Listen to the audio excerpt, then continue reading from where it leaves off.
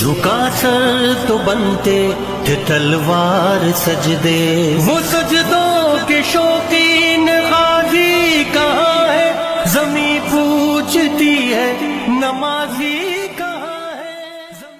ہر قسم کی حمد و ثنا اللہ رب العالمین کے لیے جو کل کائنات کا خالق و مالک ہے۔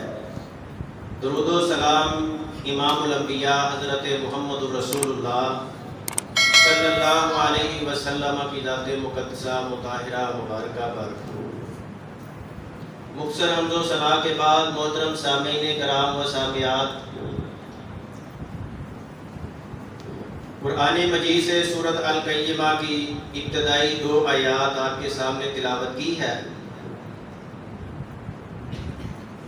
اللہ رب العالمین نے ان آیات میں فرمایا کہ نہیں میں قسم کھاتا قیامت کے دن کی، اور نہیں میں قسم اٹھاتا ملامت کرنے والے نفس کی۔ گناہ ہر اس عمل کو کہتے ہیں جو اللہ اور اس کے رسول صلی اللہ علیہ وسلم کے احکامات کی نافرمانی میں کیا جائے۔ نیکی کا اہتمام نہ ہو سکے، یہ اتنا بڑا نقصان دہ اور تکلیف دہ عمل نہیں ہے جتنا نقصان دہ اور تکلیف دہ گناہ کے احساس کا ختم ہو جانا ہے۔ اس سے زیادہ مہلک اور خطرناک کوئی چیز نہیں۔ احساس کا تعلق زندوں کے ساتھ ہے، اس لیے کہ مردہ بے حس اور بے جان ہوتا ہے۔ ہمیں گناہ کا احساس کرنے کے لیے زندہ ہونا ضروری ہے۔ اگر انسان کا دل اسے گناہ سے روکنے کی صلاحیت سے محروم ہے تو ایسا شخص مردہ دل ہے اور بے حس کہلانے کا مستحق ہے۔ ایسے لوگوں کے بارے میں اللہ نے قرآن میں فرمایا افلم یسیروا فی الارض فتکون لهم قلوب یعقلون بها، کیا یہ لوگ زمین میں چلے پھرے نہیں؟ کیا ان کے لیے دل نہیں ہے؟ او آذان یسمعون بها، یا ان کے کان نہیں ہیں جن کے ساتھ وہ سنیں؟ فإنها لا تعمى الأبصار ولكن تعمى القلوب التي في الصدور، یا بے شک مختصر بات یہ ہے کہ آنکھیں ان کی نہیں ہوتی لیکن دل اندھے ہو چکے ہوتے ہیں، مردہ ہو چکے ہوتے ہیں۔ اللہ رب العالمین کے علاوہ کسی اور کی قسم اٹھانا، اللہ کے نبی صلی اللہ علیہ وسلم نے فرمایا، صحیح بخاری میں روایت ہے، من کان حالفا فلیحلف باللہ او لیصمت، جس نے قسم کھانی ہے اسے چاہیے کہ صرف اللہ کی قسم اٹھائے یا پھر خاموش رہے۔ اللہ تعالیٰ کے ناموں کی قسم اٹھائی جا سکتی ہے، قرآن مجید کی قسم اٹھائی جا سکتی ہے، لیکن اللہ کے سوا کسی نبی کی، کسی پیغمبر کی، کسی فرشتے کی، کسی جن کی، کسی مخلوق کی، کسی پیر کی قسم نہیں اٹھائی جا سکتی۔ اللہ کے سوا کسی اور کی قسم اٹھائے گا تو یہ رب کے ساتھ شرک ہوگا۔ لیکن اس کے باوجود قرآن مجید کو پڑھیں تو اللہ نے بہت زیادہ مقامات پر مخلوق کی قسمیں اٹھائی ہیں۔ وہ خالق ہے، ہم مخلوق ہیں۔ کہیں اللہ نے فجر کی قسم اٹھائی، کہیں عصر کی قسم اٹھائی، کہیں نبی علیہ الصلوۃ والسلام کی عمر کی قسم اٹھائی۔ اللہ نے بے شمار قسمیں اٹھائی، بلکہ ایک مقام پر اللہ نے 11 قسمیں اکٹھی اٹھائی۔ اللہ خالق ہے، اللہ جس کی چاہے قسم اٹھا سکتا ہے، لیکن ہم اللہ کے سوا کسی اور کی قسم نہیں اٹھا سکتے، اس لیے کہ وہ خالق ہے اور ہم مخلوق ہیں۔ بعض احادیث میں اللہ کے نبی علیہ الصلوۃ والسلام ایک بات کو بار بار رپیٹ کرتے، دہراتے، کہتے۔ کیا نبی صلی اللہ علیہ وسلم کسی بات کو ایک مرتبہ کہیں اور امتی کے لیے وہ حجت اور دلیل نہیں بنتی؟ صحابہ کرام کو نبی صلی اللہ علیہ وسلم کسی بات کو ایک مرتبہ کہیں اور صحابہ کرام اس بات کو ماننے کے لیے، اس پر عمل کرنے کے لیے تیار نہیں ہوتے تھے۔ اس میں اس بات کی طرف اشارہ ہے کہ آئندہ دنوں میں ایسے حالات پیدا ہو جائیں گے کہ اس بات سے بچ کر رہنا، یہ معاملہ بڑا ہی اہم ہے، بڑا ہی امپورٹنٹ ہے۔ آپ دیکھ لیں، لڑکیوں کا گھروں سے بھاگ کر نکاح کرنا، اللہ کے نبی علیہ الصلوۃ والسلام ایک مرتبہ بھی کہہ دیتے تو کلمہ پڑھنے والوں کے لیے حجت اور دلیل تھی، لیکن اللہ کے نبی علیہ الصلوۃ والسلام نے 3 مرتبہ کیوں فرمایا؟ ابو داؤد میں صحیح حدیث ہے کہ جو لڑکی، جو عورت ولی کے بغیر نکاح پڑھتی ہے فنکاحها باطل باطل باطل، کہ جو ولی کے بغیر نکاح پڑھتی ہے اس کا نکاح باطل ہے، حرام ہے، ناجائز ہے۔ یہ 3 مرتبہ آپ نے بات رپیٹ کیوں کی کہ یہ معاملہ کوئی معمولی نہیں ہے۔ فَأَلْهَمَهَا فُجُورَهَا وَتَقْوَاهَا، اللہ رب العالمین نے انسان کو اچھائی اور برائی کا فہم عطا کیا ہے، نیکی کا بھی اور گناہ کا بھی۔ انسان اچھی طرح جانتا ہے نیکی کیا ہے اور برائی کیا ہے۔ اگر اس کے اندر ایمان ہو، تھوڑا بہت علم ہو، مسجد کے ساتھ اس کا تعلق ہو،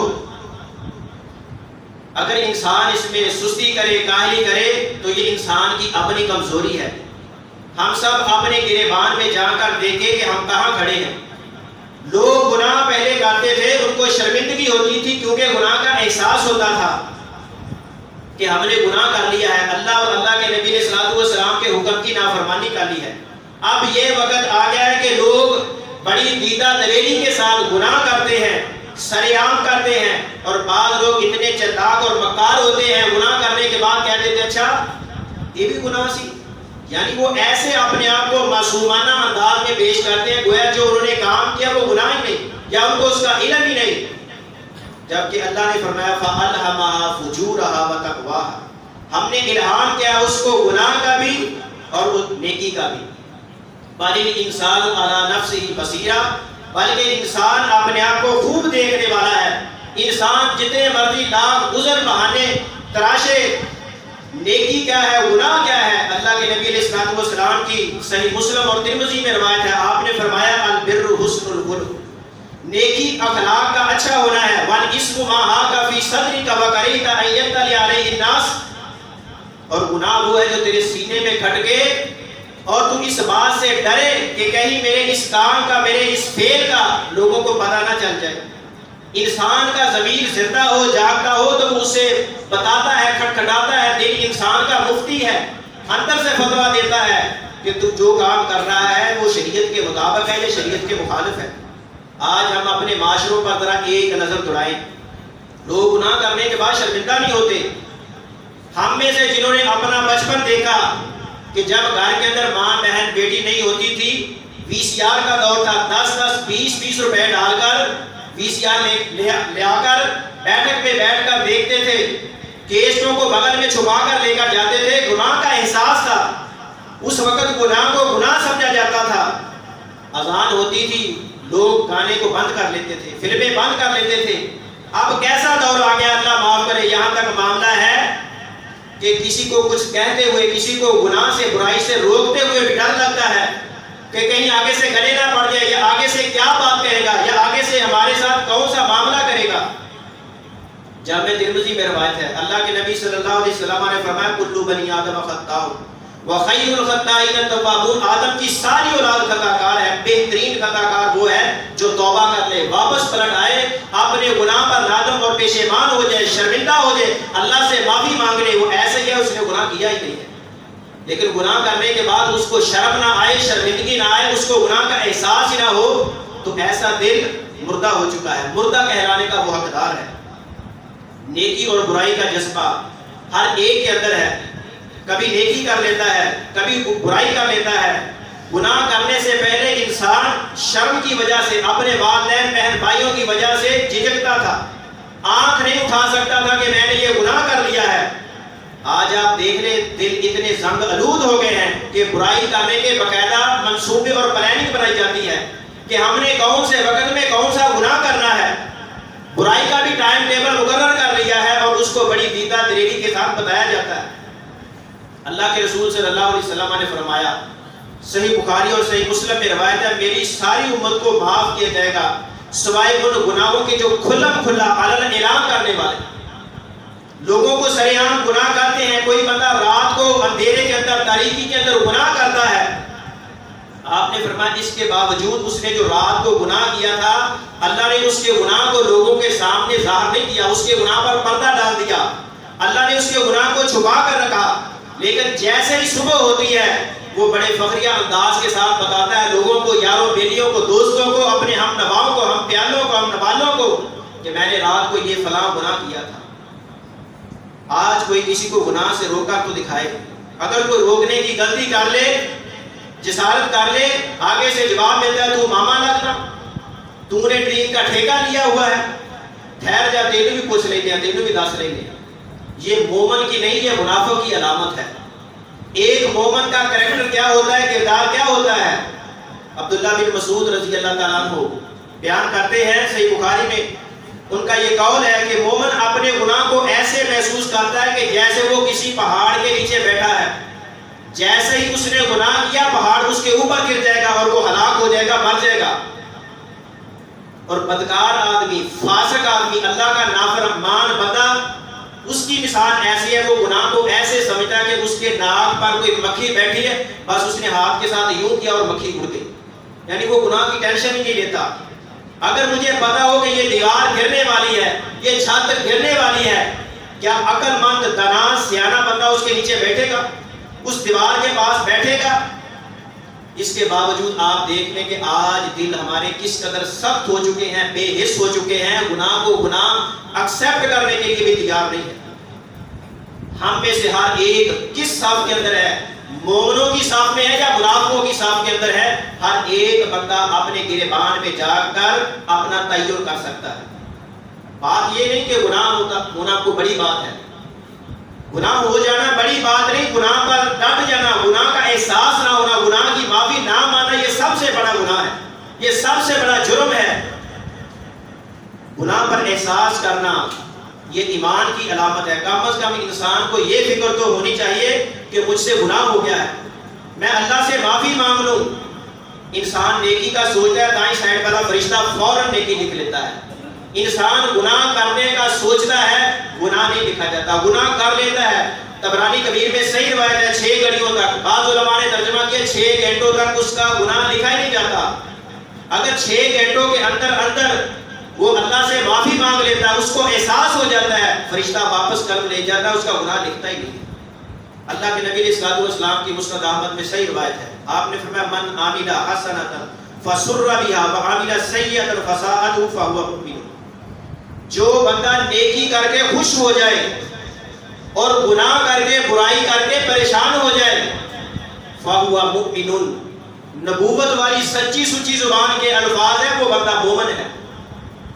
بندہ نیکی کرے, اس کو خوشی محسوس ہو جائے, میں نے قرآن پڑھا, میں نے نماز پڑھی, میں نے صبح شام کے اذکار کیے, میں نے کسی کو نیکی کی دعوت دی, میں نے کسی کو برائی سے روکا. لیکن اگر انسان نیکی کر کے خوش نہ ہو, برائی کر کے اس پر شرمندگی اختیار نہ کرے, تو پھر وہ بندہ منافق ہی ہو سکتا ہے.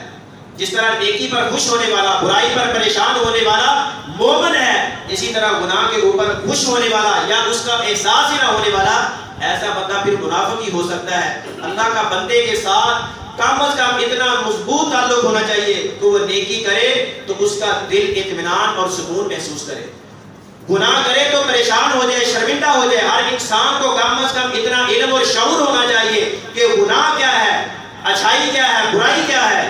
ایک آدمی اللہ کے نبی صلی اللہ علیہ وسلم کے پاس آیا, مسند احمد میں عبدالرزاق میں روایت ہے, سوال کیا گناہ کیا ہے؟ تو اللہ کے نبی علیہ السلام نے فرمایا جب کوئی چیز تیرے دل میں کھٹکنے لگے تو تو اس کو چھوڑ دے. اس بندے نے دوبارہ سوال کیا ایمان کیا ہے؟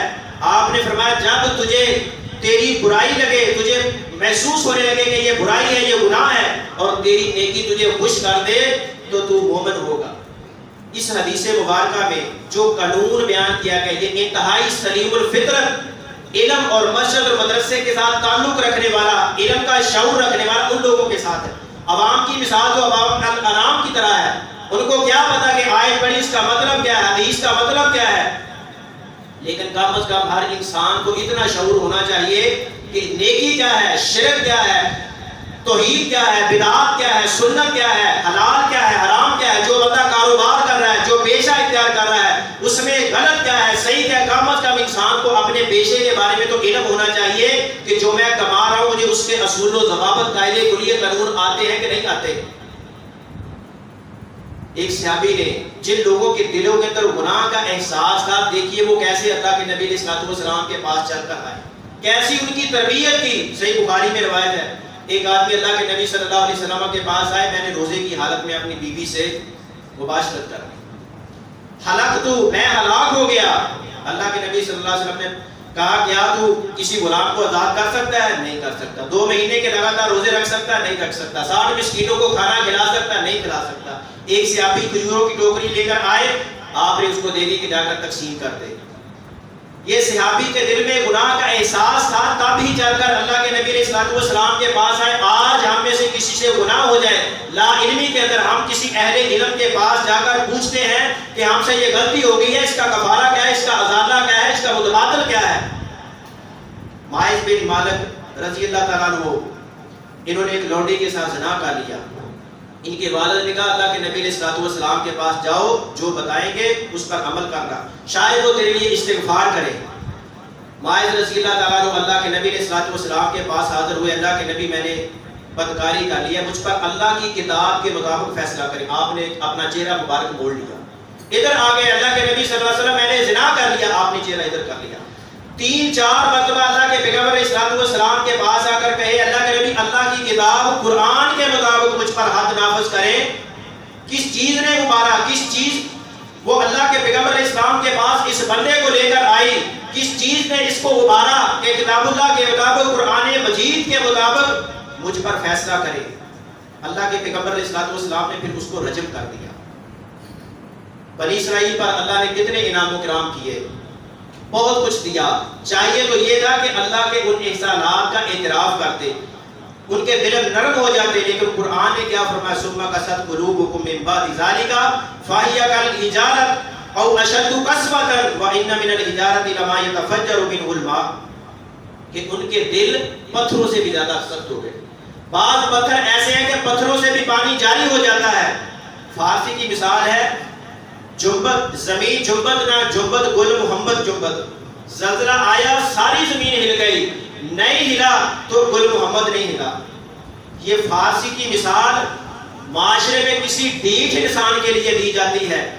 سارا کچھ ہو گیا لیکن اس پر کوئی اثر نہیں ہو. او اشد قسوۃ, کہ پتھروں سے بھی زیادہ سخت ہے. آپ کشمیر والی سائڈ پر جائیں, پتھروں سے بھی پانی نکل رہا ہوتا ہے, چشمے جاری ہوتے ہیں, لیکن یہ ایسے دل ہیں کہ پتھروں سے بھی زیادہ سخت ہے. گناہ کو تقویت دینے کے لیے مفتیوں کے فتوے تلاش کرتے ہیں, دوسروں کے کندھوں پر رکھ کر اپنا الو سیدھا کرنا چاہتے ہیں, اپنے گناہ کو شریعت کی روح سے جائز کروانا چاہتے ہیں. ضمیر زندہ ہو تو پھر انسان ڈر جاتا ہے. اللہ کے نبی علیہ الصلوۃ والسلام نے صحابہ کرام کے دلوں سے 3 چیزوں کو نکال دیا تھا, جس کی وجہ سے معاشرے کے اندر انہوں نے دین کا کام کیا. نمبر 1, نبی علیہ الصلوۃ والسلام نے صحابہ کرام کے دلوں سے دنیا کی محبت کو نکال دیا تھا. نمبر 2, ان کے دلوں کے اندر آخرت کی فکر ڈال دی تھی. نمبر 3, صحابہ کرام کے دلوں کے اندر نبی صلی اللہ علیہ وسلم نے گناہوں کا احساس بیدار کر دیا تھا, احساس پیدا کر دیا تھا. آج معاشرے کے اندر کچھ ایسے بدبخت لوگ کہتے ہیں صحابہ کرام معاذ اللہ گناہ کرتے تھے, منافق تھے, ایسے تھے. آج معاشرے کے اندر کوئی ایک مثال دنیا کے اندر پیش کر سکتا ہے کہ اس نے زنا کیا, اس نے شراب پی, اس نے چوری کی, اس نے ڈکیتی ڈالی ہو, اس نے کوئی ایسا جرم کیا ہو, عدالت میں پہنچ کر کہے میرے اوپر حد نافذ کرو. کوئی ایک مثال پیش کر سکتا ہے؟ صحابہ کرام سے غلطی ہوتی تھی, اللہ کے نبی صلی اللہ علیہ وسلم کے پاس آتے تھے, اے اللہ کے نبی ہم سے یہ غلطی ہو گئی ہے, یہ گناہ ہو گیا ہے, ہمارے اوپر حد نافذ کرو. یہ تھوڑا فرق ہے. کون ہے جو معاشرے کے اندر سامنے سارا کچھ ہو رہا تھا مکر جاتے ہیں, میں نے تو گناہ کیا نہیں, مجھے تو پتہ ہی نہیں, قسمیں کھا جاتے ہیں, اب بھاگ جاتے ہیں, سارا کچھ چل جاتا ہے. لیکن صحابہ کرام کی یہ خاص خوبی تھی, اگر ان سے غلطیاں ہوئی ہیں اللہ نے قرآن کے اندر ان کو معاف کر دیا.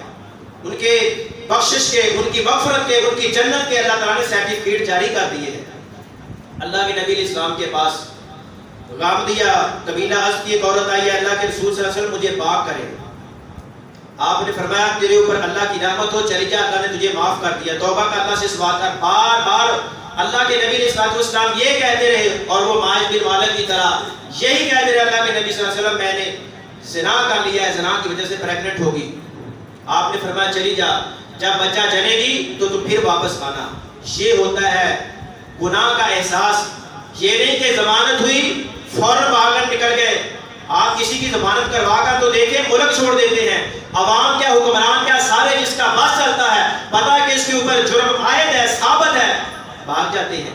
لیکن یہ اللہ کے نبی صلی اللہ علیہ وسلم کے پاس بھاگ کر آتے ہیں, ہم سے گناہ ہو گیا, ہم سے غلطی ہو گئی, ہمارے اوپر حد نافذ کرے.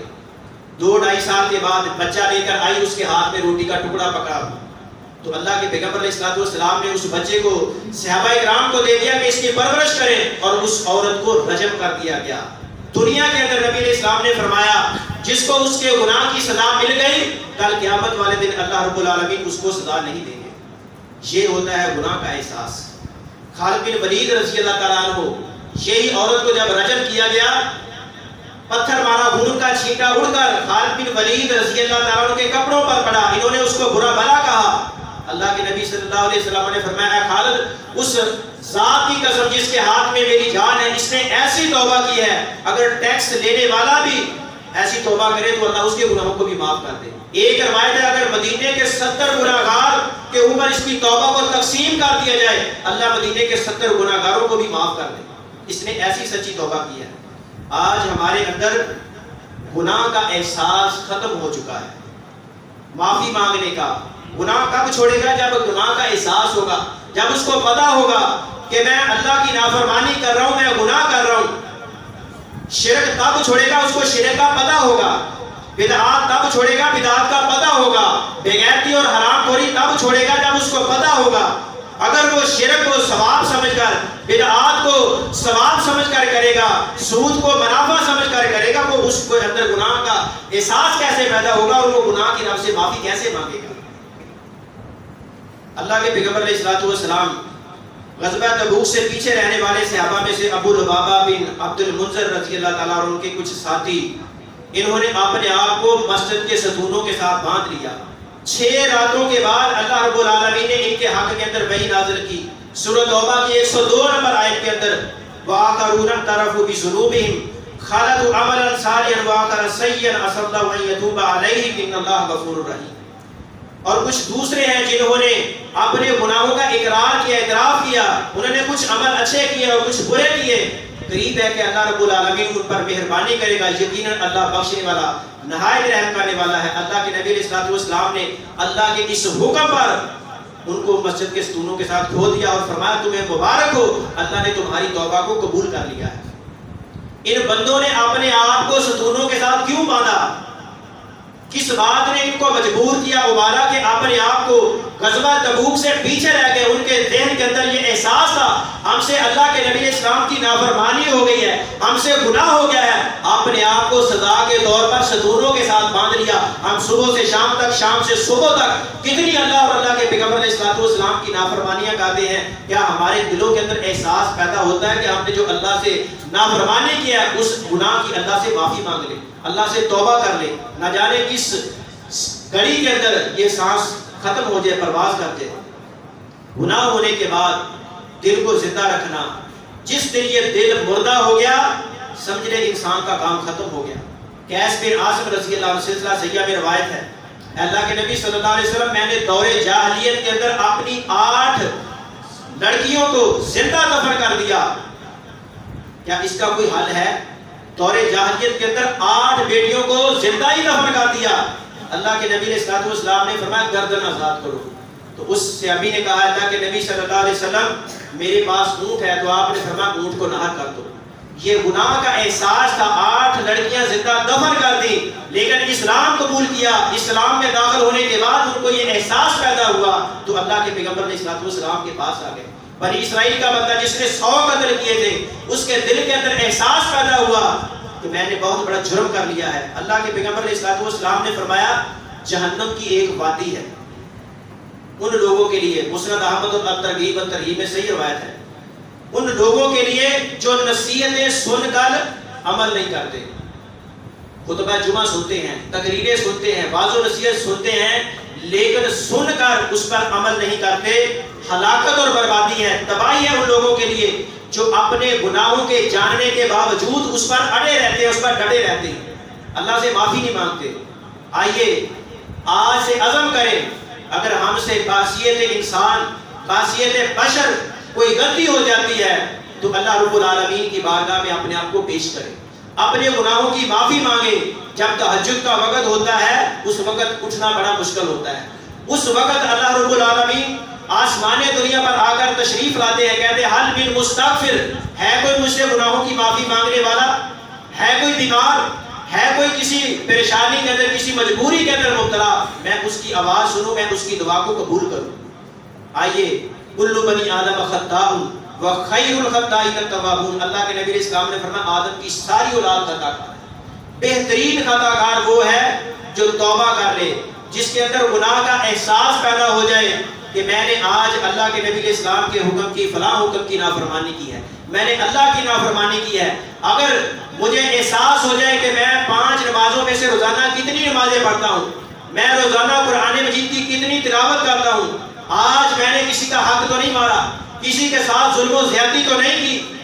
آج ہمارے پاکستان کی ناکامی کی وجہ یہ ہے کہ آج عوام اور حکمرانوں کے دلوں کے اندر گناہ کا احساس نہیں ہے۔ کہتے حکمران نہیں اچھے، ہم اچھے ہیں۔ جس کا جہاں پر داغ لگتا ہے کوئی بھی معافی نہیں دیتا، صرف وہی معافی دیتا ہے جس کا ہاتھ نہیں پہنچتا، ہاتھ نہ پہنچے دھو کوڑی، یہ وہی بات ہے، انگور کھٹے ہیں، جس کا ہاتھ نہیں پہنچتا وہ معافی دیتا ہے۔ وگرنہ آج اگر ہمارے دلوں کے اندر احساس ہوتا، اللہ کی قسم پاکستان کا یہ حال نہ ہوتا۔ پاکستان کی یہاں تک پہنچنے کی وجہ یہی ہے کہ نہ حکمرانوں کے دلوں کے اندر احساس ہے، اور نہ ہی ہمارے دلوں کے اندر نہ گناہوں کا احساس ہے، نہ ہی اپنے بھائی کا، نہ ہی اپنے ہمسائے کا، نہ ہی اپنے مسجد میں آنے والوں کا، کسی کا ہمارے، گویا کہ ہم لالچی، خود غرض، مفاد پرست بن چکے ہیں۔ آئیے، اگر چاہتے ہیں کہ معاشرہ خوشگوار بن جائے، معاشرہ پرسکون بن جائے، تو اس کے لیے قرآن و سنت کی طرف آ جائیے، اپنے دلوں کے اندر گناہوں کا احساس پیدا کریں، اپنے دلوں کے اندر پاکستان کا احساس پیدا کریں، امت مسلمہ کا احساس پیدا کریں، تب جا کر ہمارے لیے بھی کامیابی ہے، اور دنیا اور آخرت کے اندر تمام لوگوں کی فوز و فلاح ہے۔ اللہ سے دعا ہے کہ اللہ ہمیں گناہوں کا احساس کرنے، اللہ سے اس کی معافی مانگنے، اور اپنے ہمسائے کے ساتھ، اپنے گھر والوں کے ساتھ، ملک پاکستان کے ساتھ احساس کرنے کی توفیق عنایت فرمائے۔ وما توفیقی الا باللہ، وآخر دعوانا ان الحمد للہ رب العالمین۔